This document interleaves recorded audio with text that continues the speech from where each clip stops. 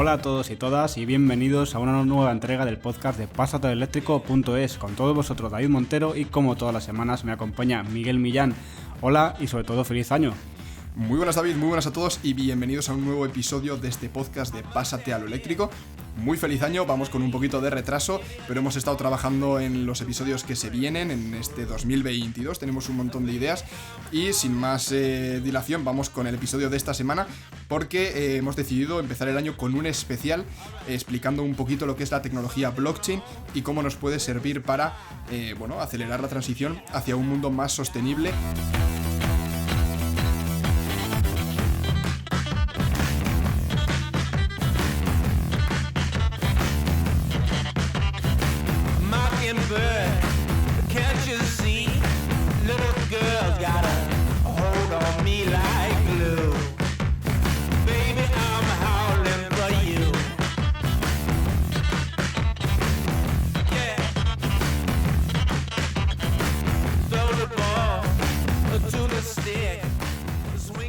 Y sobre todo también, desmitificar un poco esta tecnología y sus aplicaciones que, como hemos visto en Twitter y en redes sociales los últimos meses, quizá hay un poco de desconocimiento acerca del tema y nos gustaría también desde aquí arrojar un poco de luz. Por lo demás, David, ¿qué tal las Navidades? Pues Navidades al final tranquilas, en familia y sobre todo trabajando para poder volver con todos vosotros. He de reconocer que tanto Miguel como yo y la demás gente que hacemos el podcast en cuanto a entrevistados hemos estado muy liados estos meses. Los plazos para hacer proyectos parece que nos hemos juntado todos a la vez, ¿no? Y nos ha sido imposible haceros llegar una nueva entrega del podcast antes. Pero lo bueno es que en enero venimos con muy buenas noticias, con ese resumen de 2021 en ventas de coches eléctricos y un buen comienzo también, ¿no? Así es, David. Pues nada, yo creo que si queréis vamos ya con las noticias de la semana. Quedaos atentos porque vamos a ir rápido con las noticias para explicar un poco lo que es el funcionamiento de la tecnología blockchain y sus aplicaciones en cuanto a la movilidad sostenible. Cuidado, no tan rápidos como Ángel Martín, que queremos que os enteréis un poco. Exactamente. Vamos pues, David, con la primera noticia y vamos a repasar un poco las ventas de vehículos eléctricos en el Q4 de 2021. Y hay un dato bastante importante y que choca un poco, ¿no? Y es que Tesla ha pasado de entregar 180.000 a 300.000 vehículos, lo cual supone duplicar, bastante menos que duplicar, la cifra de vehículos entregados, mientras que Volkswagen ha pasado de 60.000 a 160.000, lo cual supone prácticamente triplicar las ventas de vehículos eléctricos, lo cual nos da que pensar, ¿no? Cómo están ya cogiendo tracción, están ya empezando a escalar la producción de los vehículos eléctricos y cómo Volkswagen viene pisando fuerte. Ese lanzamiento de la gama ID, Volkswagen se ha puesto, mejor dicho, las pilas, con esa inversión también que han hecho en fábricas y en electromovilidad. Y al final, pues se está viendo que en Europa también tira más comprar el producto, digamos, europeo, como es estas marcas alemanas, sin más, pues en un país como Suecia, que apuesta mucho por el coche eléctrico. El modelo eléctrico más vendido de 2021 ha sido ese Volkswagen ID4. Y no paran, ¿no?, de darnos noticias de nuevos lanzamientos, como se ha visto con hace semanas ese ID5, que no deja de ser un ID4 con más estilo coupé. Y pronto en marzo tenemos esa presentación de la aclamada Volkswagen ID Bus, esa furgoneta que tanto revuelo causó en su día en redes sociales al salir ese concept en un salón del automóvil, y que todavía no sabemos cómo será en realidad hasta marzo, pero hay alguna mula ya circulando por ahí que no deja de sorprender, porque la gente dice que si es así es bastante fea, pero no va a ser ni como el concept ni como lo que está circulando, porque es un coche que tendrá la tecnología del ID Bus para probar, pero que no va a ser el modelo de calle, porque para eso está esa presentación de marzo, ¿no? Esperemos a marzo, David, porque si el modelo final de producción es como el que hemos visto en las fotos, tengo que decir que no me gusta mucho, porque, más que nada, porque el ID Bus que presentaron en el salón, ¿no?, ese prototipo, a mí me pareció súper original el hecho de coger la clásica original, ¿no?, y digamos hacerle un lavado de cara y ponerlo más en la línea de diseño de ese ID3 o, en general de la gama ID, ¿no? A mí me gustaba un montón el diseño, así que nada, tendremos que esperar a marzo.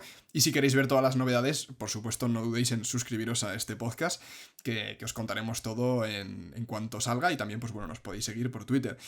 Vamos a seguir, si quieres, David, hablando un poco de las ventas de vehículos eléctricos, porque una noticia que me parece muy importante y que se ha pasado bastante por alto en los medios de comunicación tradicionales, es que por primera vez en la historia los vehículos eléctricos, las ventas de vehículos eléctricos superan a la venta de vehículos diésel en Europa. En el pasado mes de diciembre, nada más y nada menos que 160.000 coches de gasóleo frente a 170.000 unidades 100% eléctricas, lo cual es muy positivo.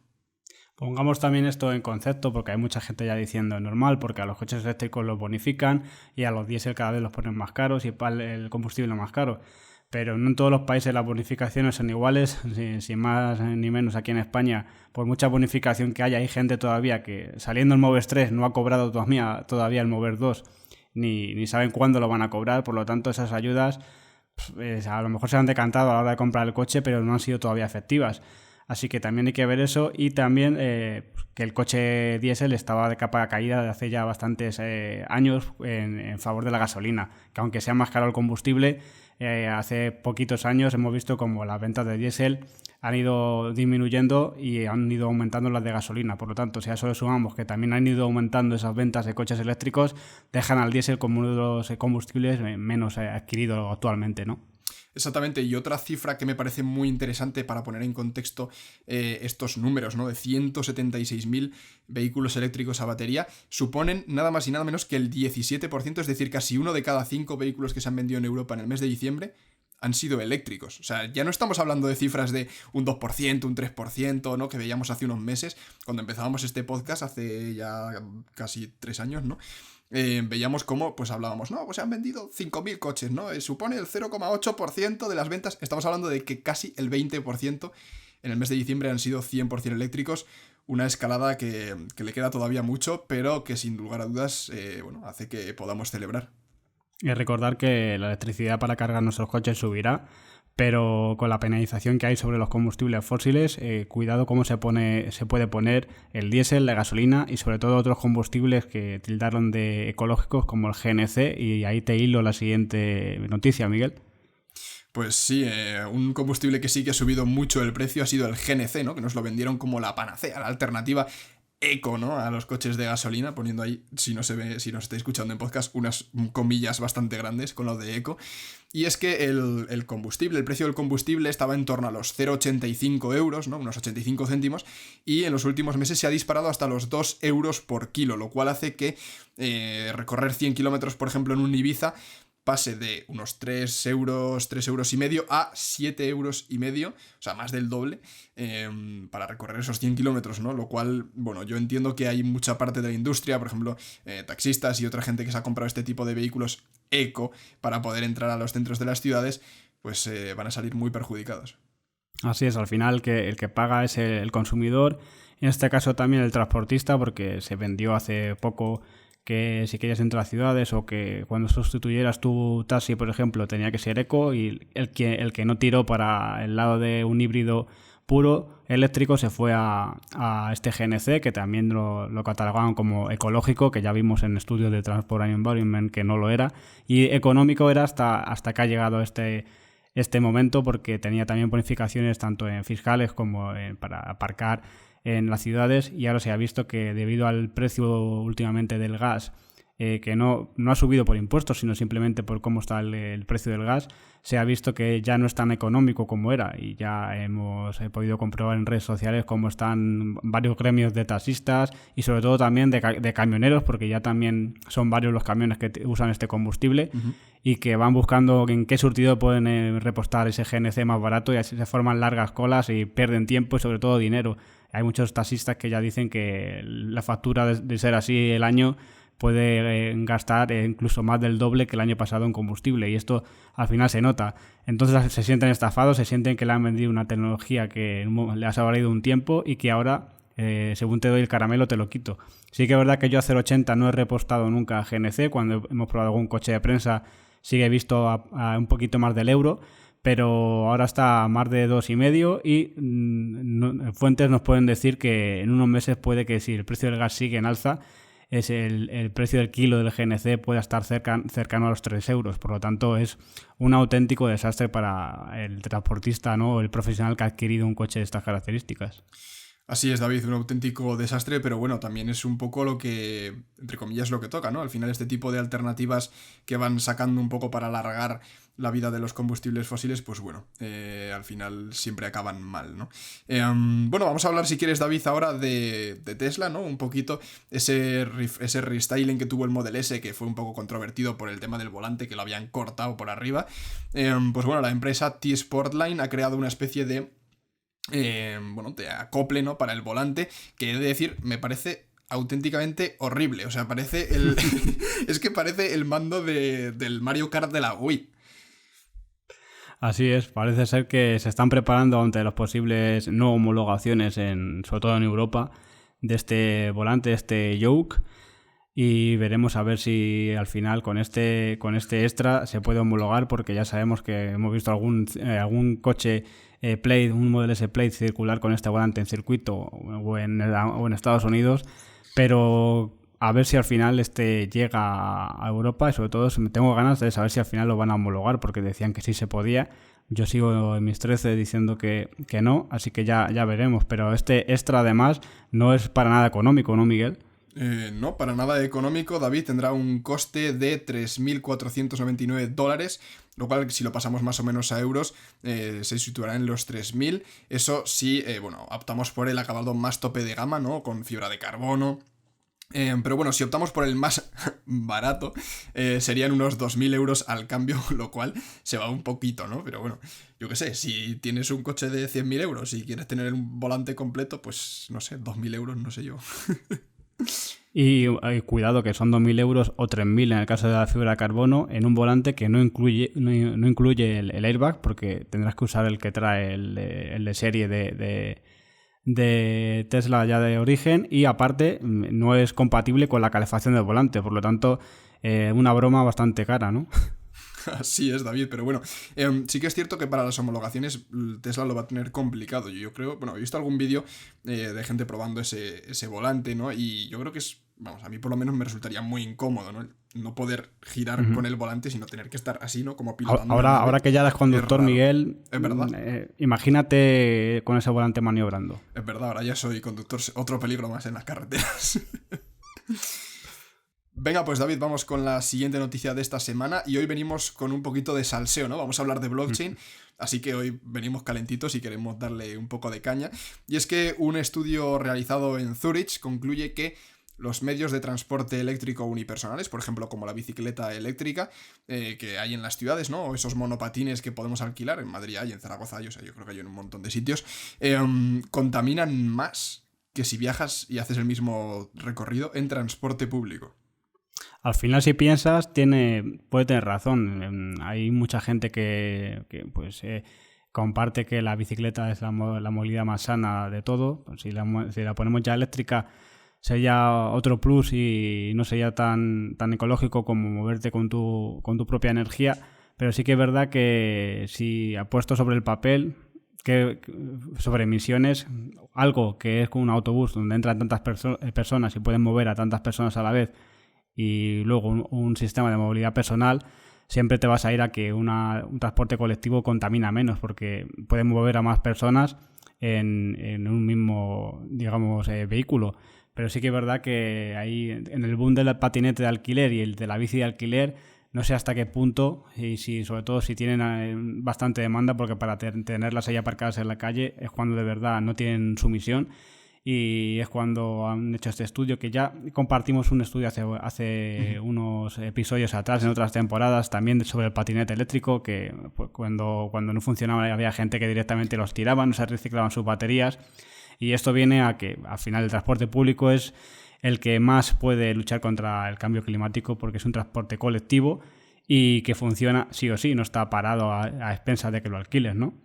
Efectivamente, digamos que este estudio, bueno, ha hecho pruebas de más de 65.000 desplazamientos, ¿no? De todas las personas que se prestaron para este estudio. Y digamos que un poco las conclusiones a las que llegan es un poco lo que has mencionado, ¿no, David? Y también que todas estas iniciativas de monopatines, o sea, de patinetes eléctricos, de bicicletas eléctricas, no vienen a sustituir al coche individual, ¿no? Porque obviamente si lo comparas con ir tú solo en un coche, obviamente ir con bici eléctrica es más ecológico, contamina menos que ir en coche, sino que la mayoría de gente que las utiliza en vez de usar el transporte público, ¿no? Lo cual hace que la huella de carbono total también, digamos, en términos de emisiones totales, ¿no? Desde que se produce hasta la retirada final, el transporte público, un autobús, un tranvía, un metro, contamina menos que un patinete, porque al final la vida útil, lo que contamina durante los trayectos, lo tienes que dividir entre las miles de personas que los utilizan todos los días. Así que, bueno, también es una reflexión para tener en cuenta, ¿no? Que si en vez de utilizar el autobús utilizas una bici, pues igual es mejor utilizar un autobús. Obviamente, de utilizar un coche personal a utilizar una bicicleta personal, pues obviamente es mejor utilizar la bicicleta. No sé, es un poco que cada uno lo tengamos en cuenta. Sobre todo podría ser una alternativa interesante para todo el mundo que viaja en moto. Oye, pues te podrías comprar una bici eléctrica, ¿no? Que al final también no tienes que hacer excesivo esfuerzo y contaminas muchísimo menos.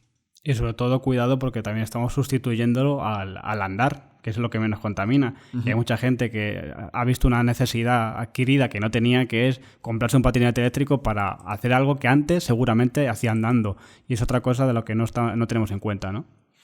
Así es, David. Al final es todo alternativas, pero bueno, hemos querido traer esta pequeña noticia porque nos había resultado muy interesante el comentarla con vosotros y ver un poco lo que pasa, ¿no? Esa comparación del transporte público con vehículos individuales como los monopatines o las bicicletas eléctricas. Pues ahora que ya se acaban estas noticias, dejo largo y tendido hablar a Miguel sobre el tema de blockchain, qué es y para qué sirve, lo ha titulado, y sobre todo poner en contexto también pues esto que se lleva hablando tanto tiempo en redes sociales, qué es el Bitcoin, qué son las criptomonedas, qué son los NFTs, son una estafa, para qué sirven. Pues aquí nos va a contar un poco Miguel el significado en una semana en que incluso en la tele ha sido muy puesto de moda, porque también programas han intentado ver la contaminación del Bitcoin y demás, así que veremos qué nos cuenta Miguel. Todo tuyo, Miguel. Pues sí, David, ha sido una cuestión bastante controvertida en estas últimas semanas. Hemos visto como en medios de comunicación y bueno, también en redes sociales, sobre todo en Twitter, bueno, hay mucho desconocimiento acerca de este tema de las cadenas de bloques, de la blockchain. Y desde aquí de Pasatero Eléctrico, pues oye, también hemos querido, bueno, informarnos y profundizar un poco en la tecnología. Yo soy un poco friki, los que me sigáis en Twitter ya lo sabréis. Y me parece muy interesante y sobre todo dejar claras, ¿no? las utilidades y cómo podemos aplicar esta tecnología también para facilitar la transición a una movilidad más sostenible. Vamos pues, David, si quieres, he preparado una pequeña presentación, espero que no quede muy friki. La he titulado Blockchain, ¿qué es y para qué nos puede servir?, como bien has dicho. Y bueno, antes de empezar, decir que tendréis en la descripción un pequeño documento PDF que he escrito para detallar un poco más la tecnología, para que esté escrito, porque a veces, bueno, sí que en general a nosotros nos gusta más escuchar o verlo en vídeo. También es cierto que si nos estáis escuchando en podcast, os recomiendo que vayáis a YouTube a ver esta parte, porque hay una presentación. Y he dejado esta presentación, digamos, también en texto, ¿no? Detallando un poco más la tecnología, cómo funciona, porque aquí vamos a hacer una presentación relativamente rápida y luego David y yo hablaremos un poquillo sobre el tema. También dejamos en la descripción del podcast otro que tuvimos hace poco sobre si contamina el Bitcoin, no sé si te acuerdas, Miguel, uh-huh. Y así también ampliamos un poco el conocimiento y ahí hablaste también de todo lo que puede contaminar esa criptomoneda, depende de cuál sea, ¿no? Exactamente, bueno, hay que tener en cuenta que hay distintos tipos de tecnologías que soportan estas criptomonedas. Y bueno, en la temporada anterior creo que fue, hablamos un poco y pusimos en contexto las cifras, ¿no? Que había gente que decía, no, es que Bitcoin contamina como países enteros. Pues sí, es cierto, pero vamos a ponerlo en contexto y vamos a ver qué significa eso, ¿no? Que al final también aquí intentamos traeros un poco la verdad y contrastar un poco las cifras. Vamos pues, David, si quieres, a ver un poco el índice. Bueno, se ve aquí en mi ratón. Vamos a hablar un poco de qué es blockchain, por qué es importante. Vamos a hacer una pequeña historia porque parece que esto ha surgido en los últimos años, pero no. Nada más lejos de la realidad. Luego haremos una pequeña explicación técnica para que intentéis, comprender los conceptos fundamentales, lo que hace que funcione y lo que hace a esta tecnología que sea muy importante y lo que la diferencia de, por ejemplo, pues tener este tipo de aplicaciones en un servidor central. Y luego hablaremos un poco de smart contracts y el futuro de la blockchain y, como comentábamos, las aplicaciones, ¿no? Vamos a comenzar hablando, he puesto aquí un pequeño meme, ¿no? De My Bitcoins made more money doing nothing, de lo que yo hice en toda la semana, ¿no? Pero quiero que hablamos... quiero aprovechar este meme para abrir un poco la mente de los que nos estéis escuchando y viendo, y es que la blockchain no es Bitcoin, ¿vale? La blockchain no son criptomonedas, la blockchain es una tecnología y tiene muchas aplicaciones más allá de lo que son, Bitcoin o Ethereum o cualquier otra criptomoneda que os suene, ¿no? Bueno, sí que es cierto que se ha puesto muy de moda por todo este tipo de criptomonedas, los Shibas, Elon Musk dando un poco por saco en Twitter, ¿no? Que si compremos el Doge, que si ahora vamos a poder comprar merchandising de Tesla con los Doges, en fin, vamos a tener un poco la mente abierta y vamos a hacer una pequeña introducción, ¿no? Quiero ver cómo funcionan estas monedas, ¿no? Aquí hemos, he puesto un poco la evolución histórica, ¿no? La primera criptomoneda, si no lo sabéis, fue Bitcoin, luego lo veremos más en detalle, es, digamos, de la primera generación, luego vino Ethereum, que es de la segunda generación, y, tenemos otras criptomonedas, como en este caso Cardano, que es de la tercera generación, y aquí también ha habido una evolución muy importante en cuanto a la contaminación de las redes, luego más adelante lo veremos. En primer lugar, ¿qué es blockchain, no? Que es toda esta historia. Blockchain, así básicamente, es una base de datos digital que contiene información que puede ser usada y compartida simultáneamente dentro de una red descentralizada. Es decir, tú cuando te conectas a páginas web a día de hoy, toda esa información está en un servidor centralizado, ¿no? Pues blockchain, digamos, lo que hace es coge toda esa información y la distribuye en un montón de ordenadores, de nodos que están por todo el mundo, haciéndola completamente descentralizada, ¿no? Para ello, pues almacena registros, por ejemplo, transacciones económicas, código, aplicaciones, todo tipo de cosas, ¿no? Todo lo que quieras almacenar lo puedes almacenar en la blockchain y que estará completamente descentralizado. Descentralizado no significa que no sea seguro, porque todo esto está completamente cifrado y solamente puedes acceder a los contenidos tuyos, ¿no? Nadie puede acceder a tus contenidos. ¿Por qué es importante, no? El principal problema que viene a solucionar blockchain es un problema de confianza, es decir, tú cuando vas a un banco depositas tu dinero y confías en ese banco, en esa institución financiera que va a gestionar bien tu dinero y que mañana no vas a quedarte sin él, ¿no? Se lo das. Lo mismo sucede, por ejemplo, con los datos médicos. Tú cuando vas al hospital confías en las instituciones de salud, ya sean públicas o privadas, da igual, en que van a hacer un buen uso de esos datos, que no los van a vender, que no los van a manipular, que no los van a usar para fines negativos, ¿no? Lo mismo cuando te metes a navegar por internet. O sea, Google no deja de ser una empresa centralizada con sus servidores y que pueden tener intereses detrás, ¿no? Y tú confías en que te van a proveer esos servicios y que no van a hacer cosas malas, entre comillas, con tus datos. Que en los últimos meses hemos visto como eso puede que no sea excesivamente así, ¿no? Blockchain viene a solucionar este problema de confianza, ya que si tú no tienes eso en un sitio, sino que lo tienes distribuido por todo el mundo y realmente el propietario eres tú, ¿no? Porque tienes tu dirección y eres tú el propietario y solamente puedes acceder a ello tú. Es decir, esta tecnología, digamos, devuelve el control de la información a sus legítimos dueños, que en este caso, si estás navegando por internet, tú eres el legítimo dueño de la información que generas, ¿no? Si metes dinero a tu cuenta del banco, tú eres el legítimo dueño de ese dinero, ¿no? Si se lo dejas al banco, el banco al final, ¿qué hace? El banco hace lo que le da la gana con tu dinero, ¿no? Al final, quiero decir, tú se lo das, es cierto que lo puedes retirar en cualquier momento, pero anda que no hemos oído veces eso de qué pasaría si todo el mundo quisiera sacar el dinero a la vez, ¿no? Probablemente los bancos dirían hasta luego. Pero en fin, vamos a ver un poco la breve historia, ¿no? Porque comentaba antes que esto de blockchain no es algo que haya surgido hace 2 años con los Shibas y los Doges del mundo, ¿no? He puesto aquí varias fechas. En 1991 apareció la primera concepción de la tecnología, ¿no? Eso de la cadena de bloque, algo distribuido por ahí. 7 años más tarde, durante estos años obviamente se fueron haciendo aportes, pero muy pocos, la verdad. En 1998 apareció el primer concepto de moneda digital. Pero no fue hasta 2008, 10 años más tarde, año en el que apareció un paper por ahí, ¿no? Que seguro que si algunos sois un poco frikis de la materia os sonará, que se llamaba A Peer-to-Peer Electronic Cash System por Satoshi Nakamoto, que, derivó en lo que es Bitcoin, ¿no? Un año más tarde se implementó rápidamente la red y un año más tarde se produjo la primera transacción de Bitcoin, que seguro que a algunos os suena la historia de las pizzas, ¿no? Que se compraron unas pizzas por miles de Bitcoins. Ahora el pizzero será millonario si tiene acceso a la wallet, que yo creo que no, porque se la habrá olvidado probablemente ni que los tenía. Luego en 2013, Vitalik Buterin es el cofundador de Ethereum, que es esa segunda fase de las criptomonedas, ¿no? En las que un señor se da cuenta de que, oye, esta tecnología que se está utilizando ahora únicamente para hacer transacciones de valor, ¿no? Con Bitcoin, transacciones económicas, la podemos usar para construir aplicaciones, la podemos utilizar para programar directamente encima de ella y que todo lo que programemos encima de ella se ejecute automáticamente sin necesidad de confiar en instituciones terceras, ¿no? Y así es como en 2015 Ethereum se lanza al mundo y ya se empiezan a construir las primeras aplicaciones descentralizadas. Vamos a ver un poco, ahora que ya hemos visto qué es blockchain, una base de datos descentralizada, hemos visto un poco la historia, vamos a ver cómo funciona, ¿no? Yo creo que es algo bastante interesante. Y es que las bases de datos descentralizadas necesitan una red peer-to-peer para funcionar. ¿Qué significa peer-to-peer? Significa una red de nodos. Un nodo es un ordenador, podemos ser David y yo mismamente, sincronizados. En estas redes todos los nodos, es decir, David y yo, funcionamos de igual a igual. Es decir, no hay ninguno que que tenga más poder que otro, es decir, todos somos iguales en la red, ¿no? Y todos tenemos el mismo poder de voto. Cada nodo, esto tiene un problema, y es que cada ordenador tiene un reloj, ¿no? Tú cuando miras la hora, probablemente si David mira la hora de su reloj, igual le pone I35 y a mí me pone I34, por ejemplo. Entonces estamos ligeramente desincronizados, y esto no puede ser. Al final, una red internacional tiene que estar todo muy bien sincronizado. Entonces, ¿qué es lo que hacemos para solucionar esto? Agrupamos las interacciones producidas, ¿no? Todas las interacciones que se producen durante un intervalo de tiempo, por ejemplo, 10 segundos, como es el caso de Bitcoin.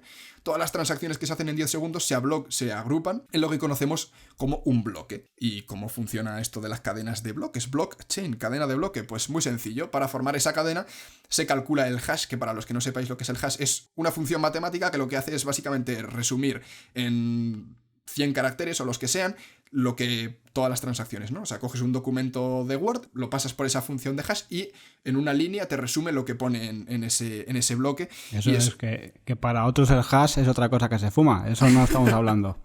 No estás equivocado. Exactamente, no estamos hablando de eso. Estamos hablando de una función matemática que lo que hace es, pues eso, resumir lo que es un archivo, ¿no? En este caso, pues un bloque de transacciones e interacciones con la red, ¿no? ¿Y qué hacemos con ese hash del bloque? Ese resumen lo ponemos al principio del siguiente bloque. Cuando calculemos ese hash, se hace ese resumen que contiene a su vez el resumen del anterior, es decir, creamos una cadena de bloques, o como la conocemos en inglés, blockchain, ¿no? Eso es un poco cómo se construye la cadena de bloques. Es decir, que esto es muy interesante porque si tú modificas, si tienes, por ejemplo, 10 bloques, ¿no? Por ejemplo, tienes aquí 2, 4, 6, 7 bloques, ¿no? Este es el primero y este es el último. Si yo cojo y modifico este bloque porque quiero hacer algo malintencionado, quiero hacer algo malicioso, cojo y digo, pues mira, no, David, en vez de mandarme 10 euros, me va a mandar 100 porque me tengo que ir de viaje. Entonces me vengo aquí y lo modifico. ¿Qué pasa? Que la red, todos los nodos, todos los que estamos manteniendo la red, calculan ese resumen y dicen, ostras, esto no coincide con el resumen que está aquí. Aquí está pasando algo. Entonces se detectan así muy bien, muy fácilmente los hechos intrusivos, ¿no? Los ataques. Bueno, para atacar este tipo de redes sí que es cierto que ha habido un poco de revuelo con el tema de la computación cuántica. Haría falta tener más de la mitad del poder computacional, ¿no? De la red, lo cual en grandes cadenas de bloques es muy complicado, pero no todo es poder computacional. Vamos a hablar un poco de la explicación técnica y, una vez que sabemos cómo sincronizar, ¿no? Es decir, cogemos esa información de un intervalo de tiempo, la ponemos en un bloque, calculamos su resumen y ponemos ese resumen al principio del siguiente bloque. ¿Cómo logramos un consenso, ¿no? ¿Cómo logramos qué transacciones son válidas, qué transacciones no son válidas? Pues bien, esto lo hacemos mediante dos protocolos, porque imaginemos que David dice que me ha enviado 10 euros y yo digo que él me debía 20 y que me ha enviado 20. ¿Cómo nos ponemos de acuerdo, no? Porque es un poco complicado poner de acuerdo a miles de ordenadores diferentes. Pues para ello existen dos protocolos, ¿no? Que son los que marco aquí, Proof of Work y Proof of Stake, que son completamente diferentes y que tienen diferencias muy significativas que ahora vamos a ir viendo, ¿no? Proof of Work, que es uno de los primeros protocolos, de hecho es el primero, ¿no? Que es con el que funciona a día de hoy Bitcoin, y que por eso contamina tanto, ¿no? Es que en este protocolo los participantes, es decir, David y yo, competimos por validar las transacciones y añadir un bloque a la cadena. Es decir, David y yo ponemos a funcionar nuestros ordenadores, nuestros nodos, y competimos por ver quién tiene razón, ¿no? En este caso, el puzzle criptográfico es, por ejemplo, en el caso de Bitcoin, es resolver un algoritmo que hace que ese resumen que decíamos antes, ¿no?, comience por un determinado número de ceros. Entonces es muy complejo, y aquí es cuando vemos esos centros de minado enormes, esas granjas kilométricas con un montón de tarjetas gráficas. Bueno, ahora si quieres jugar un rato con tu ordenador no puedes, porque las gráficas están todas agotadas. Así es como funciona un poco Proof of Work, ¿no? Mediante cálculo de algoritmo, venga, dale caña, y el que consigue resolver ese puzzle, ¡pum!, es el que tiene la capacidad de añadir ese bloque a la cadena, ¿no? Y luego tenemos el Proof of Stake, que es la alternativa, porque esto, bueno, hemos visto estudios de Bitcoin, ¿no?, que lo comentábamos en episodios anteriores, que contamina un montón, porque consume energía, bueno, por un tubo. Entonces, ¿qué pasa? Que surge la necesidad de hacer protocolos mucho más eficientes. En este caso surge Proof of Stake, que es un protocolo en el que la red selecciona de forma pseudo-aleatoria, digamos, ¿no?, quién valida las transacciones. Es decir, no está todo el mundo intentando validar, sino que la red dice, tú vas a validar estas transacciones. Entonces tú eres el encargado de resolver ese puzzle, ¿no? Esta pseudo-aleatorización, ¿no? No es completamente aleatorio, varía un poco en función de la cantidad económica que tienes en el nodo, el tiempo transcurrido, por ejemplo, desde el anterior bloque que has validado, la confianza que das tú a la red, ¿no? Porque imaginemos que yo pongo un bloque que tiene ahí una transacción que no debería de estar, ¿no? Pues la red lo va a detectar, va a decir, oye, el resto de gente cuando reciba ese bloque va a decir, oye, esto no debería estar así. Entonces mi nivel de confianza va a bajar porque ya he mentido una vez, entonces no me va a tocar otra vez validar dentro de poco, ¿no? Así es un poco cómo funcionan estos dos protocolos, ¿no? Uno se basa en la competencia feroz de voy a validar, porque no olvidemos que cuando tú validas un bloque, cuando añades un bloque por tu esfuerzo computacional, la red te recompensa con, en el caso de Bitcoin, pues con Bitcoin, en el caso de Cardano con ADA, en el caso de Ethereum, pues con Ether, ¿no? Así es un poco cómo funcionan las cadenas de bloques.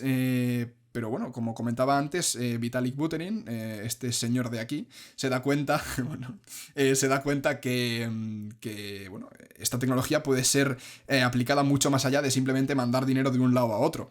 Y que se pueden construir cosas, se puede programar. Es decir, esto que veíamos de que tú una vez envías una transacción, se queda registrada en el bloque y no la puedes modificar, ¿no? Porque si la modificas cambia el resumen. Es muy importante que lo tengamos claro, sobre todo luego de cara a entender los smart contracts. Los smart contracts, digamos, son los equivalentes a contratos físicos, pero completamente digitales. Es decir, básicamente, para que nos entendamos, tú puedes coger, programar un programa y ponerlo en la blockchain. Entonces, lo que tú programes se va a ejecutar sí o sí. No hay más. La red va a ser la encargada, todos los ordenadores, David y yo vamos a ser los encargados de que se ejecuta correctamente. No va a haber un servidor que pueda decir, ahora lo ejecuto, ahora no lo ejecuto. No, sino que se va a ejecutar siempre, pase lo que pase. Entonces esto permite hacer un montón de cosas. Permite programar aplicaciones, ¿no? Este señor era todo un visionario, lo que pasa es que se quedó un poco corto porque Ethereum trabaja también con Proof of Stake, ahora están intentando pasar a ese con Proof of Work, ahora están intentando transicionar a Proof of Stake, que es mucho más eficiente. Bien, vamos a ver un poco el futuro de las cadenas de bloques, ¿no? ¿Para qué nos pueden servir? He seleccionado un poco varios puntos diferentes. En este caso vamos a comenzar con DeFi, que es Decentralized Finance, que son finanzas descentralizadas. Uno de los puntos más importantes de las cadenas de bloques, ¿no?, que es un poco con lo que se han hecho más conocidas, es el tema de las criptomonedas, el blockchain, o sea, la Bitcoin, Ethereum, Cardano, todas estas criptomonedas. Bueno, vimos a El Salvador adoptar Bitcoin como moneda de curso legal hace unos meses. Bueno, pues aquí he puesto una cita de Charles Hoskinson, que es el cofundador de Cardano, que dice que necesitamos crear un nuevo servicio, un nuevo sistema financiero para los mercados internacionales, para los mercados emergentes, ¿no? Es decir, we need to bank the unbanked, es decir, necesitamos llevar servicios financieros a más de 2.000 millones de personas que a día de hoy en el mundo no tienen servicios financieros. ¿Por qué? Pues porque por lo que sea, porque a nivel económico no interesa, porque son países subdesarrollados que no tienen especial, interés para los grandes bancos, ¿no? Pues por ejemplo, con blockchain pueden acceder, ya existen protocolos de préstamos, de acceso a servicios financieros, absolutamente todos los servicios financieros de los que gozamos a día de hoy en Occidente, más de 2.000 millones de personas no tienen acceso, ¿no? Pues con blockchain podrían acceder gracias a, monedas, por ejemplo, completamente internacionales, que valen lo mismo, estés en España, en Alemania, en Estados Unidos o en Ruanda. O sea, quiero decir, Y algo que hemos visto también esta semana, ¿no? Que, por ejemplo, no sé si era en Río de Janeiro, en Brasil, que si pagas tus impuestos con criptomoneda, pues te ahorras un 10%. Y también contestaste algo al respecto, porque te lo puse en un tuit y dijiste que es muy interesante, ¿no? Para economías emergentes, ¿no? Así es, sobre todo a nivel de lo que son, bueno, a día de hoy, pues bueno, el control de las monedas fiat lo tienen los bancos centrales, ¿no? Y tú como individuo no puedes controlar cuánto dinero se imprime, cuánto dinero se deja de imprimir, los tipos de interés, todo eso no lo puedes controlar, está fuera de tu alcance. Entonces, hay muchas economías, como por ejemplo pues Brasil o en Argentina lo están viviendo, ¿no? Hay inflaciones brutales. Entonces, tu moneda, si tú ahorras en pesos argentinos o, bueno, incluso en euros, ¿no? Que el euro ha perdido un 30% de valor en los últimos 20 años. Si ahorras en euros, pierdes dinero cada día que pasa, si no lo tienes invertido, ¿no? Entonces, por ejemplo, con monedas de este estilo que mantienen ahí stable coins, es decir, una moneda estable que mantiene su valor en el tiempo, no está fluctuando, ¿no? Que dice, no, es que compro Bitcoin, pero baja, sube. Bueno, pues existen monedas que son estables. Sí que es cierto que me parece algo muy interesante a recalcar, y es que, por ejemplo, desde que nuestro compañero Nayib Bukele, el presidente de El Salvador, adoptó Bitcoin como moneda de curso legal, los salvadoreños se pueden llegar a ahorrar más de 400 millones de dólares anuales en comisiones bancarias. Es decir, bueno, hay un montón de gente de países de este estilo, ¿no? Sobre todo también de África, Sudamérica, que van a Estados Unidos o vienen a Europa a trabajar para proveer a sus familias, y esto supone que cuando quieren enviar dinero de vuelta a sus países, se estima que a nivel internacional las transferencias de este estilo, las comisiones que se llevan los bancos, ascienden hasta 550.000 millones de dólares anuales, que por ejemplo si adoptas Bitcoin, simplemente enviar dinero en Bitcoin, tú compras Bitcoin, lo envías, lo vendes si quieres, y eso cuesta igual 5 euros enviar el Bitcoin, y hacer una transferencia de ese estilo en un banco te cuesta un 10% o un 20%, o sea, quiero decir, aunque solamente sea por esto, ya merece la pena adoptar lo que son las finanzas descentralizadas. Y luego no hablemos ya, pues eso, de servicios financieros, préstamos, productos de inversión, o sea, cualquier tipo de producto financiero que se nos ocurra se puede hacer con blockchain, ¿no? Vamos pues con la siguiente aplicación, ¿no? Súper importante. A día de hoy en Occidente, oye, gozamos con sistemas de DNI, ¿no? Tú vas con tu DNI y dices, oye, este soy yo, Miguel Millán. Pero hay cientos de países, ¿no? Sobre todo pues en África, Sudamérica y tal. Bueno, en Sudamérica sí, pero por ejemplo hay países en África que no tienen sistemas de identificación, que te viene un tío y te dice, no, yo soy David. Pues oye, ¿cómo sabe que eres David?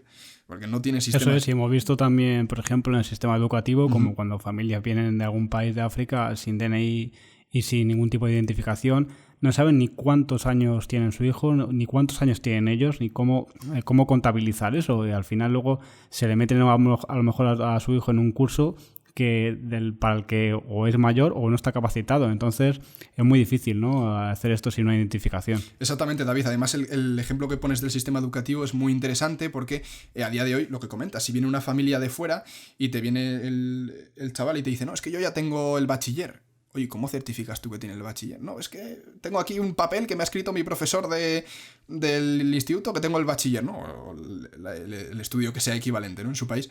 No lo puedes certificar.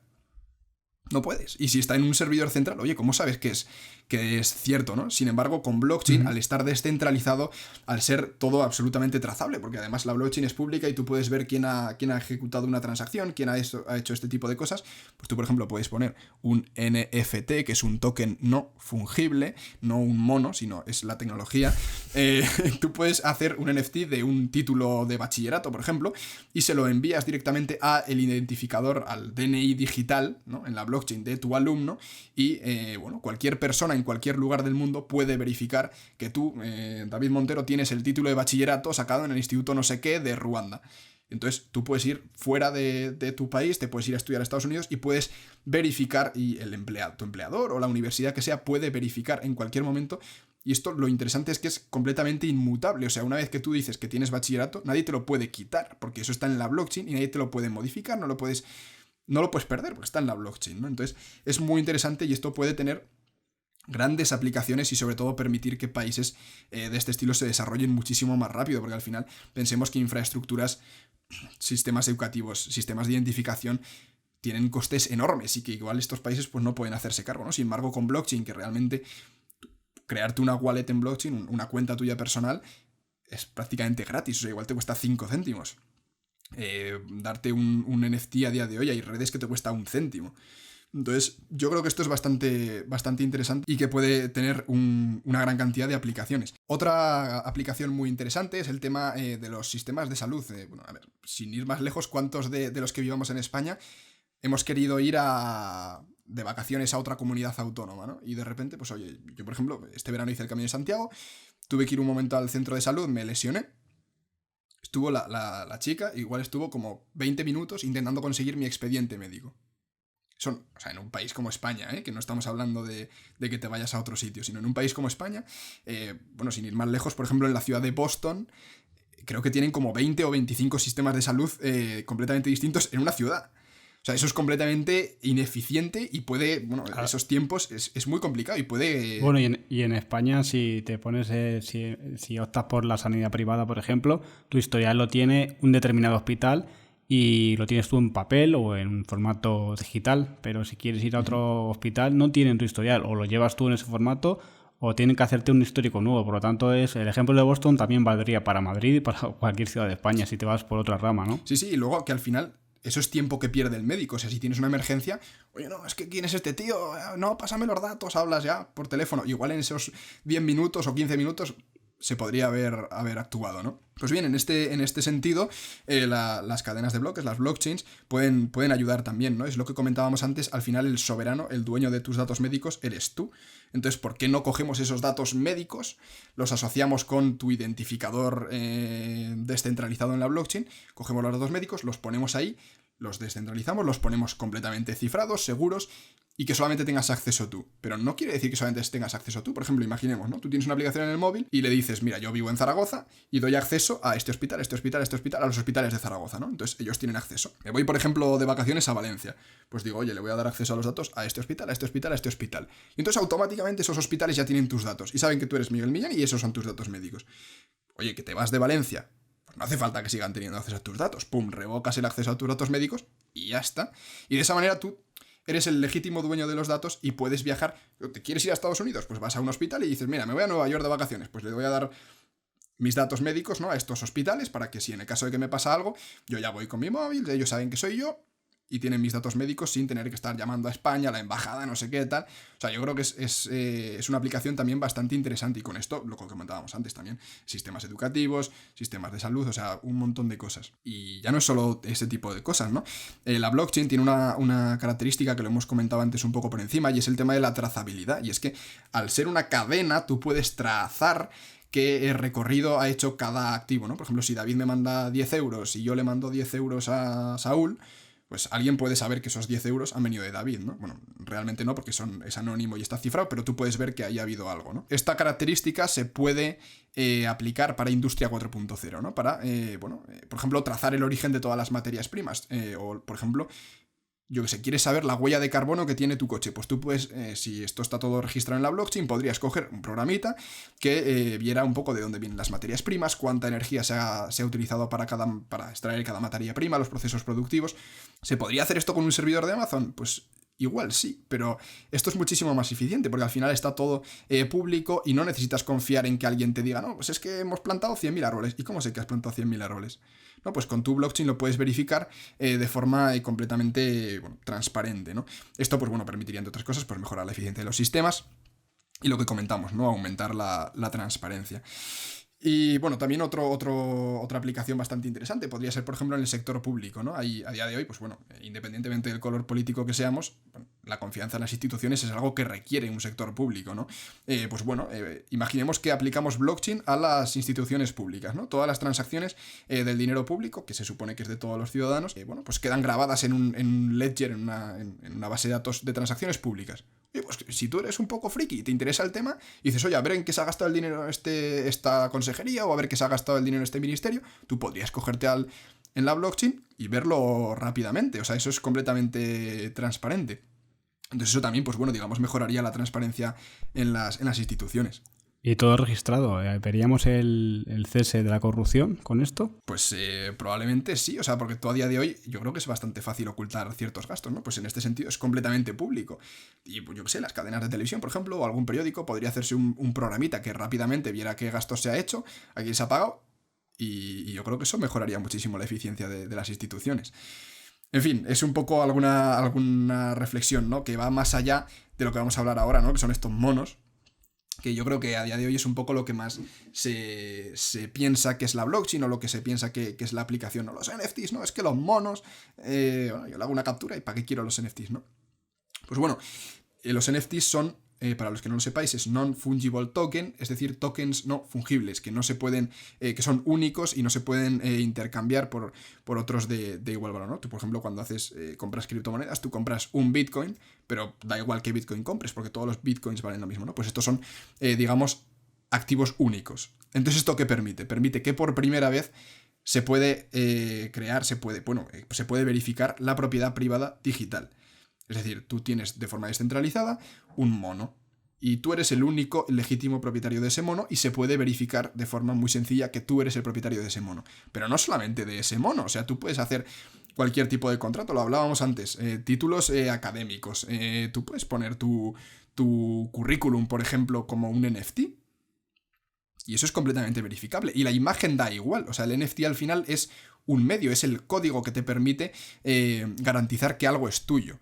Entonces, bueno, en este caso, pues bueno, se están utilizando a día de hoy bastante especulativo, ¿no? El tema del arte, todos los metaversos, ¿no? Esto que estamos oyendo a día de hoy, colecciones de arte. En fin, los usos al final que se le está dando a día de hoy quizá no es para lo que puede llegar a ser, pero oye, démosle una oportunidad, ¿no? Hace 15 años o hace 10 años nadie compraba en internet porque no, es que me van a hackear. Pues ahora estamos lo mismo, ¿no? Es que esto es una estafa, ¿no? Pues vamos a ver qué es lo que pasa, vamos a ver para qué aplicaciones. Hemos comentado aquí varias, ¿no? Aplicaciones que tiene esta tecnología que creo que son bastante más interesantes que, bueno, tener un mono. Oye, si te hace ilusión tener un mono, pues cómprate un mono, yo qué sé, no te voy a decir que no te compres uno.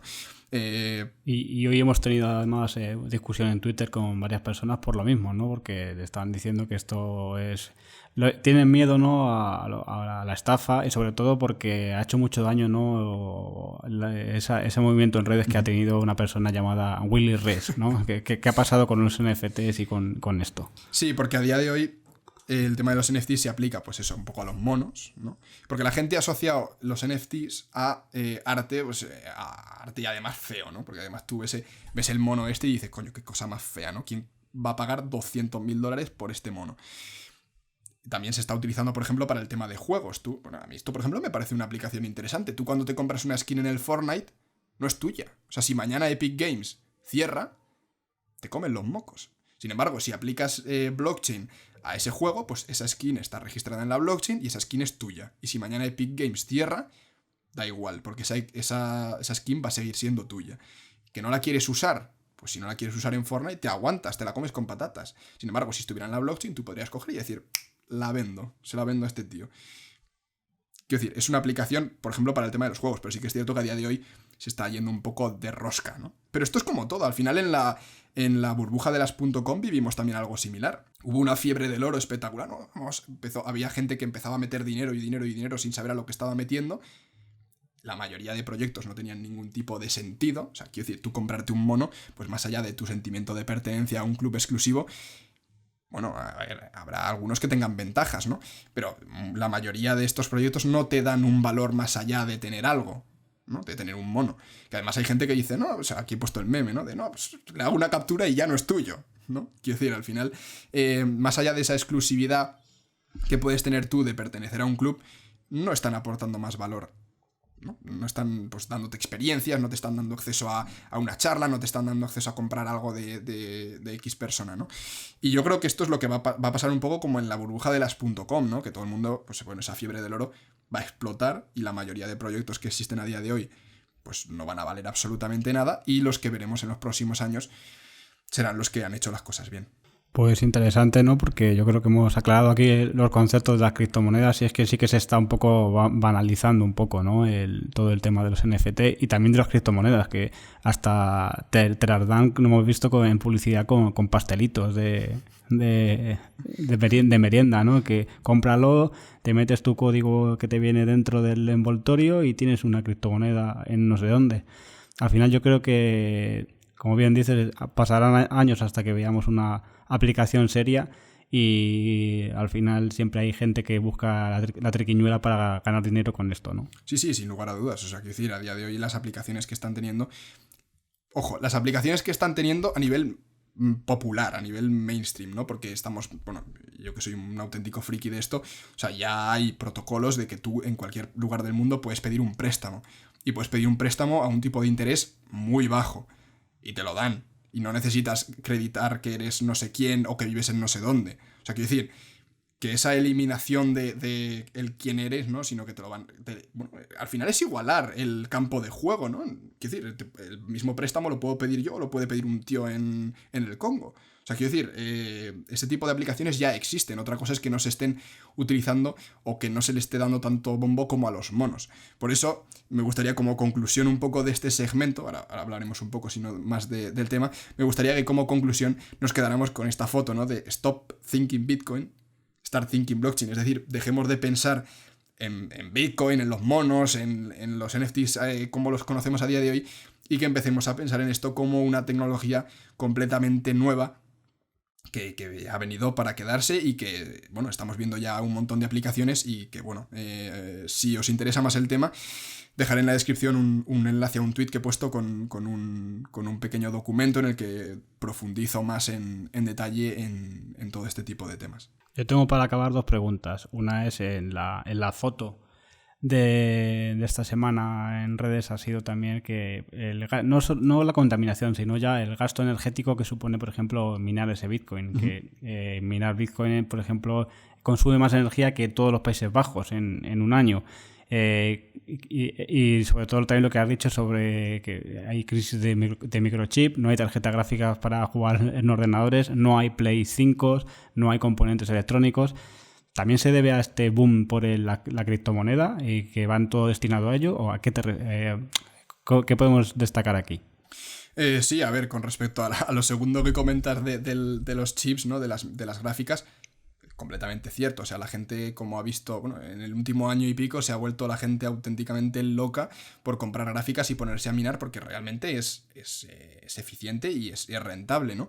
Entonces, bueno, en cierto modo las gráficas se están yendo bastante para ahí. Sí que es cierto que los fabricantes están tomando algunas medidas, como capar la potencia gráfica para minado, pero aún así la gente la sigue comprando porque es muy rentable minar criptos con tarjetas gráficas. Y con respecto al tema de la contaminación, es cierto. O sea, quiero decir, es muy cierto que, por ejemplo, la red de Bitcoin contamina, como has comentado, ¿no? Como en los Países Bajos, bueno, contamina.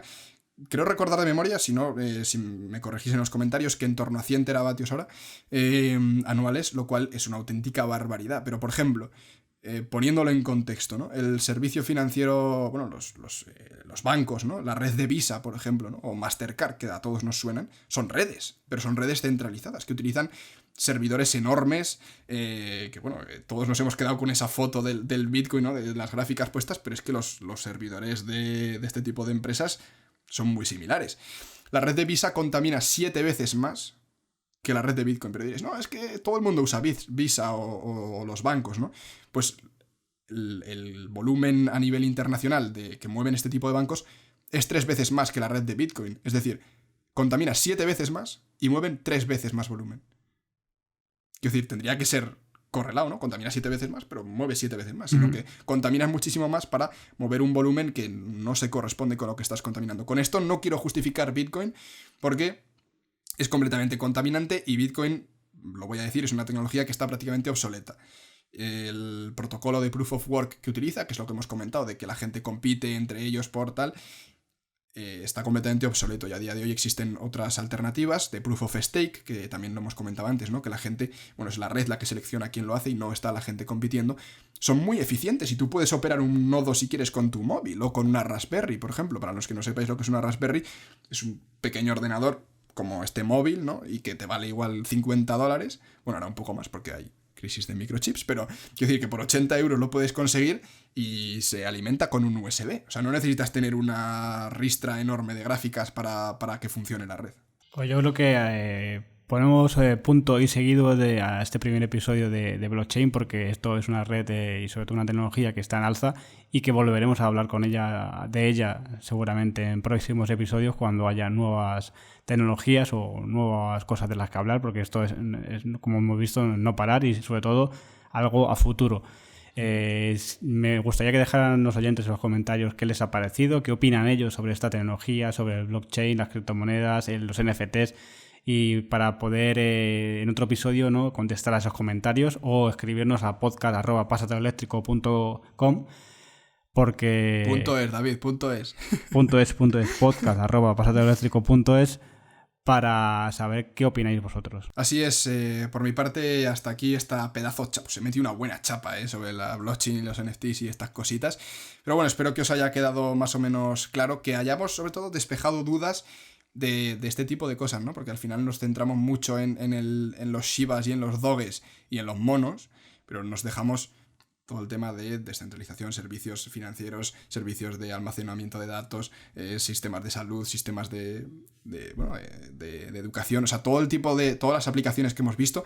También, por ejemplo, trazar el origen de la energía. Tú podrías aplicar esto a trazar de dónde viene la energía, ¿no? Y tú podrías perfectamente saber que el 20% no sé qué tal, y puedes ver exactamente a qué hora tal, o sea, lo podrías desgranar todo muchísimo. Y eso es completamente verificable, no te tienes que fiar de que te lo diga Red Eléctrica Española, ¿no? Pues os citamos a la semana que viene, que tendremos otro episodio, y también, como siempre, muy interesante, que ya veréis de qué trata. Hasta la semana que viene, Miguel. Hasta la semana que viene, David. Estad atentos porque tenemos un invitado muy especial y tenemos un tema también muy, muy, muy interesante y que yo creo que os puede interesar. Así que suscribiros, dadle like, seguidnos en redes sociales. Si os interesa más el tema, os he dejado por ahí el documento que comentaba antes. Y si queréis, pues no sé, David, hasta la semana que viene.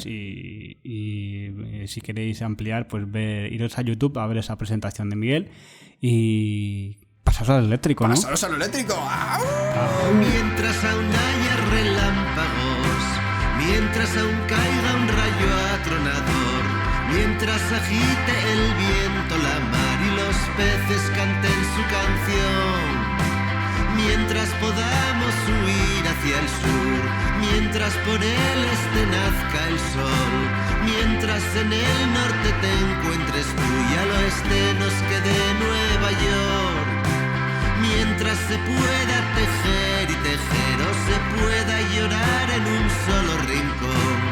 Dicen que todos los ciclos de ayer ya son los ciclones de hoy.